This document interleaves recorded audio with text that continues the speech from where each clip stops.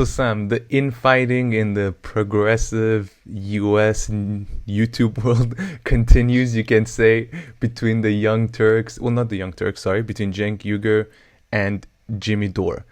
So we won't rehash what it's about, but it's all about Jimmy Dore said that, okay, why don't they hold Nancy Pelosi? Why don't they say, okay, you have to bring a vote for Medicare for all to the House? If not, if you don't pass this vote, we're people, progressives, should not vote for her and not allow her to become the speaker, right? That's the initial thing that caused the issue. So at first, Jimmy No, Dore was, yeah, go ahead. yeah, no, go. I mean, with Cenk Uygur, the issue was Yeah, that Jimmy first he supported. I mean, at yeah. least he tweeted in support of the idea and said that Jimmy's doing a constructive thing. I think then Jimmy ratcheted up his attacks on Yeah, so like right before you get into that, so there was an initial fight before AOC, between AOC and Jimmy Dore, actually, which we covered and made a video. But yeah, now it's kind of moved on to Jenk and Jimmy Dore, really the fighting. yeah, well, yeah, and others, Anna Kasparian. Yeah, it seems that it's heated up, especially on Twitter and in some videos, and I think yeah, there have been quite a lot of interesting camps. Like there is a on Jacobin, which is a I believe an online left-wing online magazine. They did a debate about this. Then you had Katie Halper and stuff, and the Hill Okay, doing a okay, debate. okay, one by one. Okay, so now I have to stop you right here because I haven't Mm. heard any of their takes. So what does Anna say? Does she? Okay, first, what does Yank say? What does he say? Let's start with him. Uh, Let's go one by one. What does Yank say? He says Cenk, that this is not feasible. He first said that if you do this, you'll actually a GOP member will become the House Speaker, and apparently that is not yeah, even the case. he They will still have to find a Democrat who can get enough votes to become the House Speaker, right? yes, yes. Okay. I mean, if from what I understand, and this is the explanation Ryan Grimm I think gave to Jimmy Dore in a video, it's that whoever wants to be the speaker needs majority vote, and since Republicans don't have much, they are the minority. It would be extremely difficult for them to, especially now, to flip significant number of Democrats to be able to get a hold of the leadership. And the weird thing is that Jenks said that after he had already said this is a constructive idea. And yeah, that was Jenks' view.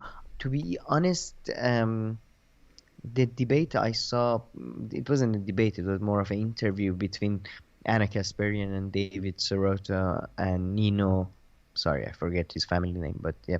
I saw that interview. I didn't quite understand Anna Kasparian's exact view on this specific issue. It was more, I understood that she was very upset about the fact that there is name throwing and people accusing each other of different things that, you know, is the tone of the debate, all of that. I think so. I'm not quite sure about. Yeah, I'm not quite sure if and I partially agree on in that respect. I partially agree with Anna Kasparian, but yeah. Mm. Yeah. I mean, what's really pissing me off, I think this is the second debate I would say that they're having. So the first one being on whether vote for the lesser of two evils or not.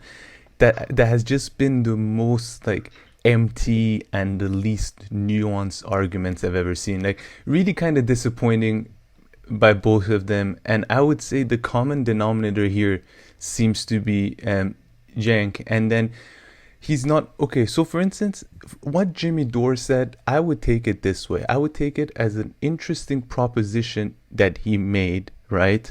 Which isn't even the craziest thing. Oh, force the House Speaker to vote on something progressive if she wants your vote, which is not even the craziest thing. But then there is no nuanced answer to his response. There wasn't ever like, oh, decent idea, but not very possible because of X, Y, and Z. And I mean, at first there were a few attempts, but none of them were good. They were kind of like, okay, this strategy is not perfect, therefore we're not going to do it. Although I think the onus is not on Jimmy Dore to explain the perfect strategy.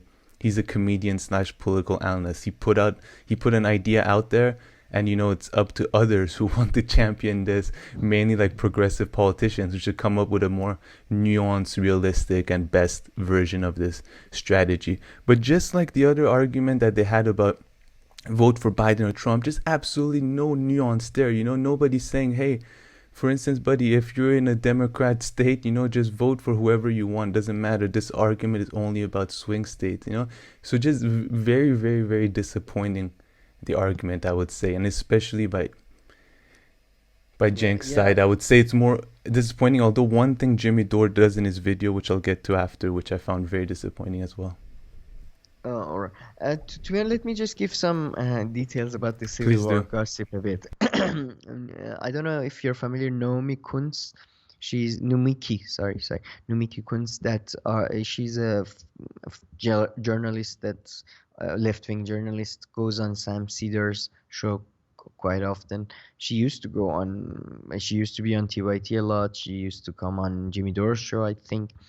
She was very aggressively attacking Jimmy Dore as well on Twitter, saying that he's just trying to, her argument was that he's trying to be very aggressive to, because of the way YouTube algorithm rewards infighting and, basically cyclical fights. Like, if you get into a back and forth, it's good in terms of algorithm wise and all that.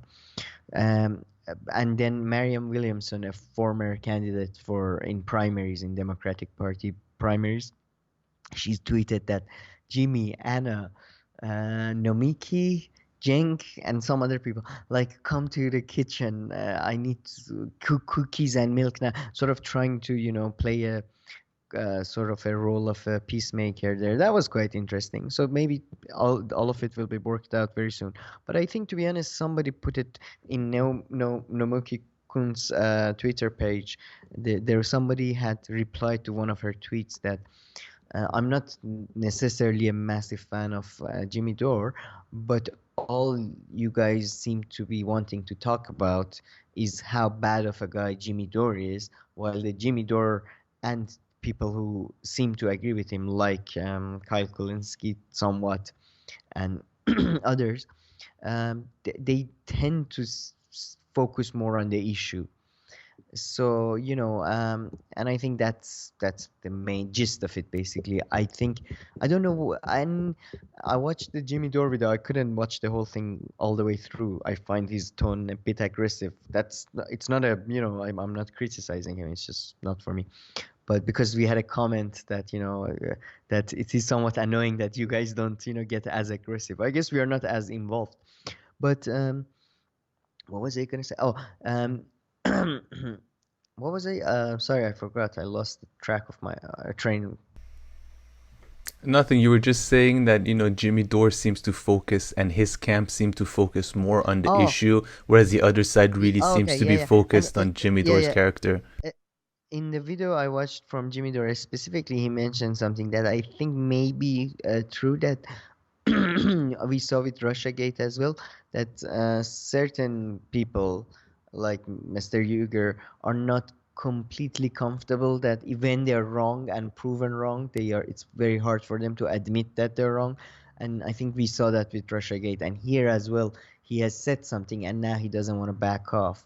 So, otherwise I think it's clear. I mean, to be fair though, I do agree with David Sorota that they should ask for more specific and less symbolic gestures. But I do think it's weird when somebody suggests something, you suddenly at the same time suggest something. You know what I mean? It's like I suggest let's go play football, and then I say yeah, let's go play football and join a training team to become the football player. Like what the fuck? Like I suggested the idea and you sort of, as it seems like somewhat trying to distract from the thing that he suggests. Although I rather have more specific demands if I was them, Yeah. whatever. But yeah. I 100% agree with you, but I think it's not Jimmy Dore's responsibility to come up with more realistic and strategic. If someone came up with a more strategic actual thing based on the overall idea that he has, and Jimmy Dore then kept on saying, no, this is blah blah blah blah blah,